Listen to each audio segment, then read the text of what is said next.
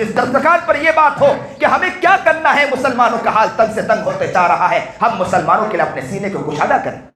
وہ گھر بھی تو تھے نا جہاں شوہر بیوی ساتھ کھانے بیٹھے، تو بیوی کہا کرتی تھی اپنے شوہر سے کہ میرے محترم، میرے خاوند، آج علاقے کے اندر کیا حال چل رہا، کتنے غریب ہیں۔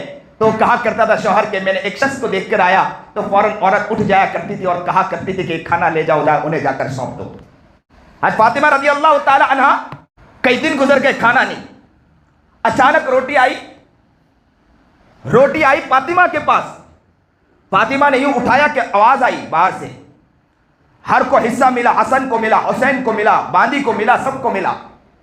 آواز آئی، کسی نے آواز دیا کہ ہے کوئی، اللہ کے نام پر دے دے۔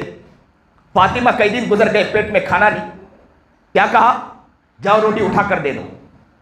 اب جیسے ہی روٹی اٹھا کر دینے کی بات آئی، قربان جائیے حسن حسین پر، کہا کہ ماں ایسی ہو تو بیٹا بھی ایسا ہے کہ جاؤ میری بھی روٹی اٹھا کے دے دو۔ جس گھر میں یہ منظر نامہ ہو، جس گھر میں یہ حالت ہو، جس گھر کا یہ انداز ہو، جس گھر میں ایسا عشق ہو، جس گھر میں ایسا پیار ہو، جس گھر میں یہ انداز ہو، جس گھر میں ایسا جذبہ ہو، جس کا سینہ اتنا کشادہ ہو، تو اس کی بانی بھی اٹھ کر کہتی ہے کہ جہاں حسن حسین نے اٹھا کر دے دیا، جہاں میری مالکن نے اٹھا کے دے دیا، میں باندھی ہو کر میں اپنی بھی روٹی رکھنا نہیں چاہتی، میں بھی فقیر کو اپنی روٹی دیتی تھی اٹھا کر۔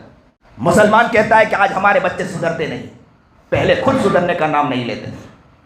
مسلمان کہتا ہے کہ ہمارے بیٹے سدھرتے نہیں ہیں، خود سدھرنے کا نام نہیں لیتے ہیں۔ میں اکثر کہا کرتا ہوں کہ وہی باپ گھر میں بیٹھا، وہی ماں گھر میں بیٹھی، آپس میں بات کر رہی کہ فلانا ایسے، چچا ایسے، ماما ایسے، نانا ایسے، بچہ قریب بیٹھ کر سن رہا ہے کہ لوگوں کی غیبت کی جا رہی، یہی بڑا ہو کر پھر لوگوں کی عزت کی دھجیاں اڑاتا ہے۔ کس سے سیکھ رہا ہے؟ ماں باپ سے سیکھ رہا ہے، کسی اور نے نہیں سکھایا، کسی نے یہ تعلیم نہیں دی ہے۔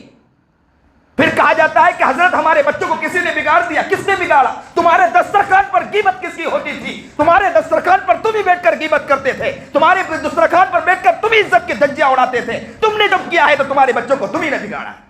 وہ گھر بھی تھا جو گھر کیسے گھر تھے کہ دسترخوان پر بیٹھے منظر نامہ کچھ اور ہوا کرتا تھا۔